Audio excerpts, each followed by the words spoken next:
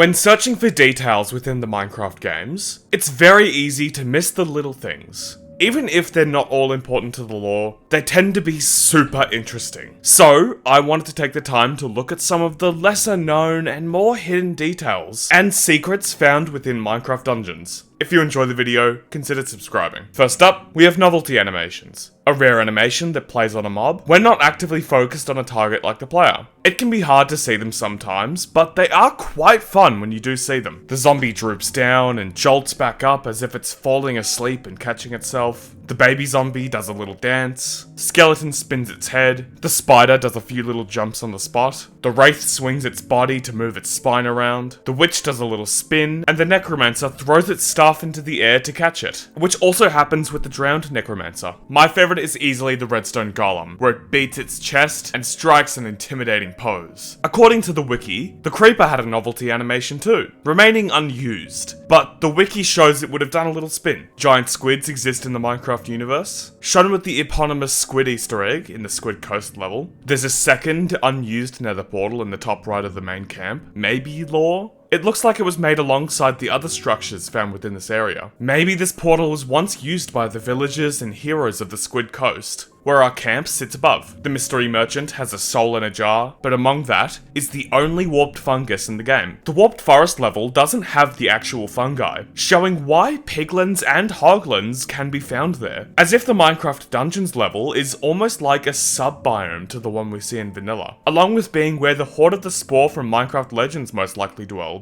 As you complete the main story's levels, your character brings back decorative mementos for the house and the hub, including paintings of locations and mobs, even up to the redstone monstrosity's head, placed above the fireplace. The kitchen of this house has this painting of a nether portal in a darkened warped forest area, which, to those who have seen it before, is actually pixelated concept art from the nether update. The caravan wheels in the creeper woods are square. How would they even look when being moved?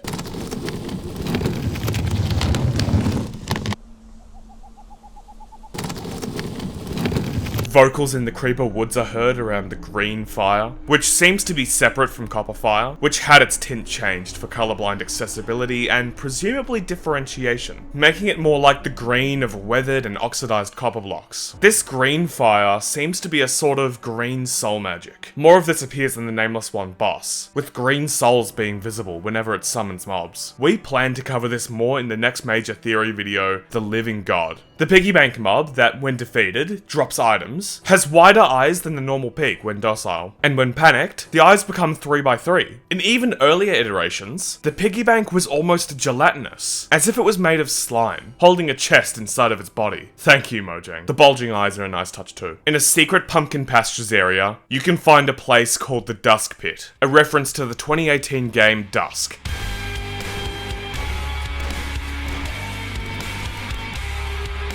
At the end of the room, several hooks with bones below them can be found. When you approach them, several Vindicators will appear behind you to strike you down, along with the prisoners in the underhalls of High Block Keep. We've talked about this in more detail in the Disturbing Lore of Minecraft video, so go check that out for the full analysis. When a witch throws a potion, if you time it or are fast enough, you can actually shoot it midair, something I personally didn't figure out for a while, on the count of the potion's speed. But once you learn this, it's a big help. There's a fallen redstone golem body in the fiery forge that slowly pulses, as if its power is too low to function. Redstone cubes are quite similar to redstone golem heads, considering the facial shaping. Along with this, the redstone monstrosity is able to summon them, placing its hands into the ground to create them, presumably channeling its own or nearby redstone to make them. Redstone golems also do something very similar to this. Instead of making small, block-sized golems, they use the block on their back to pump redstone through their feet into the ground, making redstone mines, with the underside of redstone golem's feet being completely exposed redstone, almost like they double as pipes for the material's flow. Makes me think, if there was something a step above a redstone monstrosity, would it be able to manufacture redstone golems like a factory strider makes devastators from Helldivers? Yes, I'm a Helldivers fan, it's a great game. The entrance to the fiery forge and throughout the level shows a lot of illager statue faces. many of which aren't visible to the camera normally due to positioning. There are mini beacons as seen in the Cacti Canyon, used to activate things like bridges. They actually have small beacons on the top. I originally thought the beacon would be within. Looking close, it has a small layer of obsidian, clearly not being as strong as a proper beacon to give effects though, if it's being used for something so trivial. The Cacti Canyon also has many fake fossils made of quartz, chiseled quartz, seemingly being decor for their region.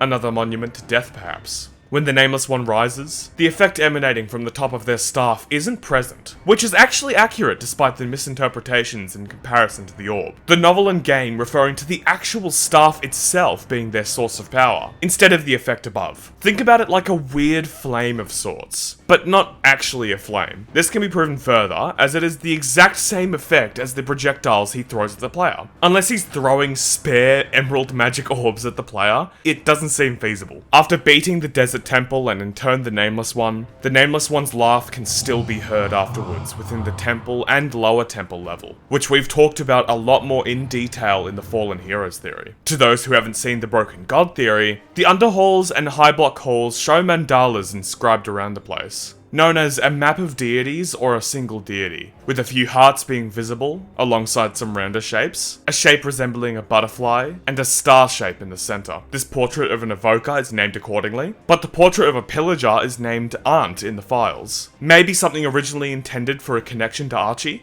After all, the type of illager he was meant to be was likely a pillager. As chapter 12 of the Minecraft Dungeons novel states, he hadn't thought of himself as a thief, as much as a pillager. Who knows? Among the group of biggest paintings, there are two portraits of Archie, one in a basic forward-facing pose that looks a little awkward, and a more dynamic pose with the name Arch-Illager Cool Guy. One of these big paintings is of a crocodile, according to the file name, confirming crocodiles do in fact exist in the universe. There are 3 other paintings that depict a mountain, a tropical scene, and a grassy hill named Blue Fields. The courtyard section of High Block Halls has a well that the player can jump into, no longer needing to find the key golem and skipping the entire encounter, leading straight to the kitchen with the Chef Vindicators. The Chef Vindicators don't have axes with them, opting to use their wooden spoons to attack with, but share the exact same 75 attack strength as the normal Vindicator with the axe. The path to the end descent in this level shows a special room that is presumably used by Archie, called High Block Hideaway, with a bathtub containing red, blue, and yellow rubber duckies, giving view to what seems to be the same Squid Coast painting we have back at the camp. He really seems to miss what could have been there. Anytime you're within 48 blocks of an Enderman, even before starting the fight, their presence allows you to hear echoed vocals and radio static, along with the screen becoming more staticky, showing a bit more of Mojang's idea for their psychic ability. This feature also makes a return in the non-canon Minecraft movie, showing Mojang's newer ideas for the mob. Looking at Enderman in cutscenes, the texturing of their skin is a lot more shiny and bumpy, compared to what's seen with any other mobs in cutscenes. This also applies to the Endermites and the Vengeful Heart of Ender, who are also considerably glossy. Who knows what that means for their composition. The room you fight the Ravenous Eye in is the Wrecked Workshop, with props like lab tanks and test tubes scattered around, according to the files. The room is also filled with graphs and writings on pages. The writing itself seems like it could be Illager Alt shrunken down. It seems most likely comparing some of the characters with Illager Alt and Galactic Alphabet, meaning if Illagers were working down here, probably so considering all the ventures Archie and the Orb were getting into. The End Descent and the Eye could have been the result of the damage done here, in the End Descent's efforts to do something here. Redstone cubes are seen on the loading screen of the Obsidian Pinnacle, but aren't actually seen in level, possibly hinting towards them being a contender for an enemy in other levels that was later removed. Within the Obsidian Pinnacle, a second unfinished monstrosity can be seen, the Obsidian Monstrosity, which in the Minecraft Dungeons arcade game has them as a boss. Sadly, the arcade version doesn't seem canon, with the descriptions of the game being as an adaptation, and no concrete statements otherwise. We also fight the exact same bosses in different environments than in dungeons,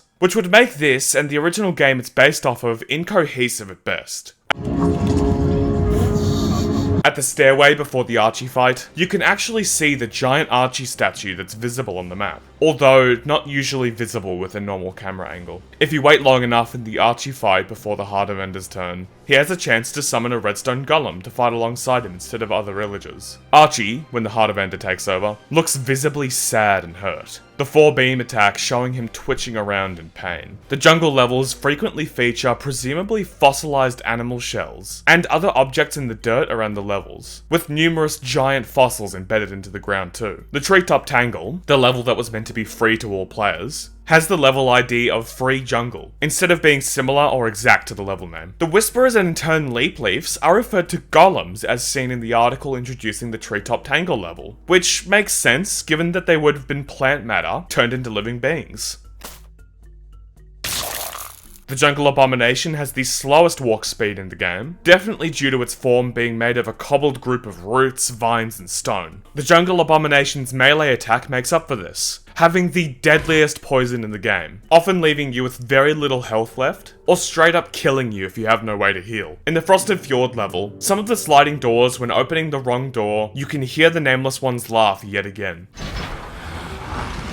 Right before the level ends, as you see the entrance bridge into the Lone Fortress, the houses and statues below are half submerged into the water and ice below, except for a fountain that is level to the ice and water. Snow bricks make up the igloos here, instead of full snow blocks that blend with the environment's texturing. Different snowmen are also built around here, with pumpkins too, but their snow blocks are snow bricks. Likely so that the villagers wouldn't accidentally make them come to life. In the Lost Settlement, there's signs of the Illagers using large siege weapons to break into said structure. There's even a catapult in the Lone Fortress. The dragon statue, with an unknown player standing atop this slain dragon, has a grayscale Alex skin, which doesn't seem to actually be Alex, since the default skins aren't actual characters, but more so you, the player, in the original game, which we've talked about in several videos. The Wretched Wraith's crown sits alone on a singular pillar of ice, the ice below rising up to fully hold the rest of the boss arena, almost like the Wretched Wraith is silently saying, "Come face me." The Wretched Wraith on defeat doesn't immediately perish, its animation showing it realizing the shard it had been using the energy of, that was lodged in its crown, being gone, shakes it, and cries out before it disappears. Once the shard of the orb placed on the Wraith's ice crown is destroyed, it breaks into black smoke and particles, similar to Enderman in the Heart of Ender itself when they fade upon death. The Illagers have the occasional banner that has air written on them, placed around their settlements within the Howling Peaks. The pillars located in the ancient structures here also say wind in Illager Alt too. The shape of a lot of the trees are permanently stuck to the side, as if they're being blown by wind. It could be actually representing them being moved by a strong wind, but other particles are moving in other directions, so they might just grow like that. The grates in certain areas expelling wind indicate they're placed around the mountains to harness and channel wind for use in machines and power. The caves being rooms for the wind to travel through and be redirected from multiple sources. While the Tempest Golem's intentions don't seem to have fully changed because of the shard's influence, it could be argued that the swirl of wind and its following roar could be it seeing the player and promptly teleporting nearby enemies to you. This could also work similarly with the Ancient Guardian, as you can frequently see their silhouette or presence beforehand at times. At the end of the Windswept Peaks, as the player is about to exit the level where the outer pieces of the Gale Sanctum can be seen, the opening of the gate has the subtitle, "The Roof of the World." The locks of the entrance into the Gale Sanctum depicting the Tempest Golem align with their arms. There's a room confirming some golems are physically put together piece by piece, instead of just blocks with the Golem Workshop. This adds up with the process described by the Minecraft Dungeons novel, where redstone golems are made by making a mold of diamond that's filled with redstone and lava, before being brought to life with magic. There's an Easter egg of a cat sitting in a clamshell. The Minecraft wiki at one point said it was unused, but Wither found it whilst recording, made a short on it, leading it to be promptly corrected. Eye of the Guardian is probably just a guardian without the shell, with Mojang making a lore video that states the eye takes up most of the body, so could you call it a pickled guardian in a jar? There's a good chance it's still conscious despite its situation, as it can hear guardian sounds mixed in with its SFX. It's almost like a shulker in that way, which you can also utilize through the sturdy shulker armor, which uses the shulker to shoot bullets at mobs. The underwater braziers in the Abyssal Monument are just filled with little prismarine crystals, since they obviously can't hold fire underwater. Even though the icon on the map actually shows these braziers holding blue fire underwater. The end of the Pufferfish Panic's secret area has a pufferfish nest in the sand, with 2 pufferfish dancing around in the center. How cute!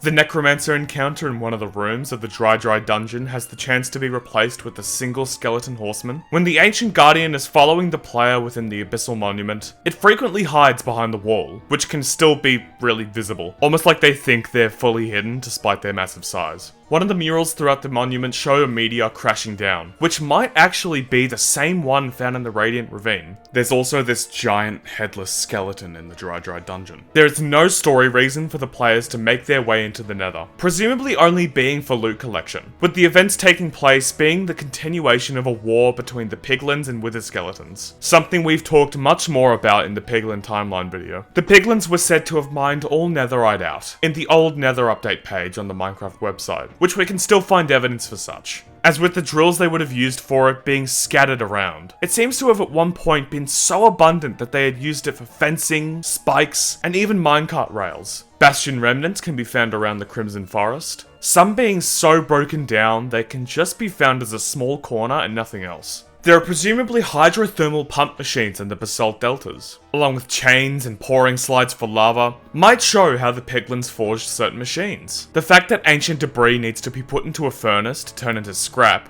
then into an ingot, implies it's an important part of the netherite process. A lava wheel can also be seen in the nether wastes, showing how ancient piglins might have powered their machines through the nether's abundant source of hot flowing lava. There's little lanterns that are just small magma cubes in a little case. I wonder what's stopping them from jumping out, if anything at all, or if they're just complacent with being up there. There's blackstone in the Solsand Valleys, a few areas of which have been converted to netherrack through nearby fungi, which is something we've heavily covered in the Piglin timeline video. The stronghold has blue carpet slabs, and there's horizontal iron bars as full blocks near the end portal, and around the stronghold, along with vertical iron bars that are thicker than vanilla ones. The end islands and dungeons actually vary in height, instead of being the exact same height through the whole dimension. There isn't only liquid void in the end, there's a sort of bubbling mud, sometimes with a more neon green fluid look to it. Still the same fluid as you can see the mud under it, but different look. A lot of the plants seem to have liquid void in them, some trees having them in trunks when hollowed. The chorus plants have the same wood rings and colour as the trees. The purple wood's origin is unknown. These glowing chorus flowers are referred to as withered or half-withered chorus. When chorus plants stop growing, the bud turns yellow instead of the white leaves, which is mirrored through the chorus tree. When growing, they have a pinkish white colour to them, but turn yellow when big, indicating the end of their growth, just like the buds of chorus plants.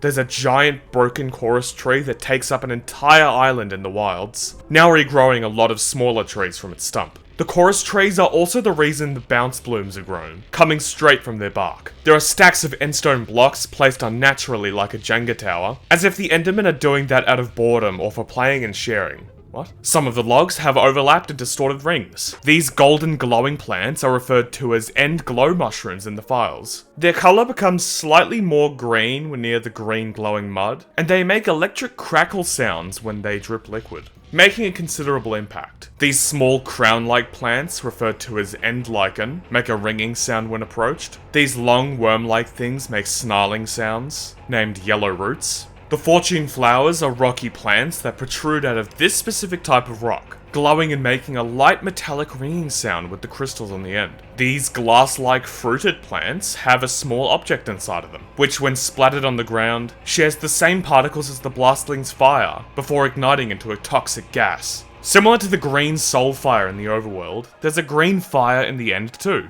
that snarls at you. What is the obsession with the green fire in this universe? The floating starry particles within the void blocks are purple, whilst the vein versions of the void have the same but blue, interestingly. Under one of the end pillars and completely out of view, there's pixel art of a cat in the endstone. Endermites do not have a sense of self-preservation and will walk straight off a ledge when going towards a target. Endermites might not need to eat. Instead of biting like silverfish do, doing small little voidic slams at your feet to attack you with magical energy. They just hate for the love of the game. There's a lot of buildings in the end with no actual entrances or connections to the ground, as if the only way to get inside is through teleportation. Makes sense considering the residents. The pedestal holding the elytra has a grass block in the texture files. These bigger ones are called End Enderman Artifact, implying another one of these pedestals would have just had a grass block. indicating that as something of value to them. It's a fun connection to what they often do in the original game as well. The redone end ships have little paddles at the back. Also, the newer ships are just more dynamically shaped. There are bedrock pillars constantly used within the end's exit portal and gateways, along with evil and forbidden bedrock slabs. Oh my god. The Illagers' camps show barrels with spouts for water. They need to bring water in because, as anyone would know, there is none in the end. Being here would definitely be a struggle in more ways than what we experience in gameplay. Many tables are being held down by chains, as if they'd float away without them. Wouldn't be very stable though if they have some looseness to them. End mobs, aside from shulkers, are the only mobs unaffected by void blocks and effects, which makes sense. They're literally made of this stuff. Many voidic particles in the end, including the rising particles beneath the dark portals of the end wilds, are the same as the particles of flaking skin present with the Vengeful Heart. None of the fire traps in the Ancient Hunt's Woodland Mansion level actually worked, which was never fixed. And finally, Mobbo from Mojang's YouTube series is a skin. I know there's more that we haven't covered, so if you want more like this, consider liking and subscribing if you haven't already. It really helps the channel out. I also wanted to quickly promote a few channels. Professor Illager, whose channel I appeared on, complete with end poem styled sections, and a quite profound look at theorizing as a concept. Next, Dandalorian, whose channel I'm also appearing on, where we talk about concepts of headcanons and more interpersonal views of Minecraft lore. Then, last but definitely not least, we have WitherKing001. As many know, she frequently collaborates on me with a lot of these videos, including this one, but if you love this channel, please go check out her stuff. She's talked about other bits of Minecraft lore, including revisiting topics we've covered under a new lens. She also made a video about making Enderman 1 block taller, which was extremely entertaining given the base topic. Please check out these three if you're a subscriber of the channel. Anyways, thank you for watching, and have a good day or night.